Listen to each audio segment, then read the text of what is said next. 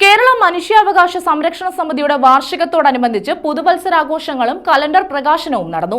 N.K. Premachandran MP, M. Noushad MLA, Kollam mayor Prasanna Ernest, വികസന standing committee chairperson Geethakumari എന്നിവർക്ക് നൽകിയാണ് കലണ്ടർ പ്രകാശനം ചെയ്തത്.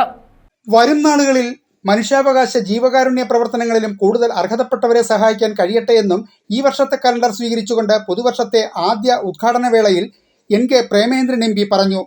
29ാം വർഷത്തേക്ക് കടക്കുന്ന കേരള മനുഷ്യാവകാശ സംരക്ഷണ സമിതിയുടെ പ്രവർത്തനങ്ങൾക്ക് എല്ലാ ഭാവുകങ്ങളും നേർന്നുകൊണ്ട് Eravipuram MLA M. Noushad calendar സ്വീകരിച്ചു. കേരള മനുഷ്യാവകാശ സംരക്ഷണ സമിതിയുടെ സംസ്ഥാന രക്ഷാധികാരി ഡോക്ടർ N. വിനോദ് ലാൽ, സമിതി സംസ്ഥാന പ്രസിഡന്റ് അയത്തിൽ അൻസാർ, സംസ്ഥാന ജനറൽ സെക്രട്ടറിയും മുൻ ജയിൽ DIGയുമായ B. പ്രദീപ്, സംസ്ഥാന ട്രഷറർ ജോൺ വർഗീസ് പുത്തൻപുര, സംസ്ഥാന വനിതാ വിംഗ് രക്ഷാധികാരി ഷാഹിദ ലിയാഖത്ത്, സംസ്ഥാന സെക്രട്ടറിമാരായ കൊല്ലം സുഗു, സജു ലൂക്കോസ് തുടങ്ങിയവർ നേതൃത്വം നൽകി.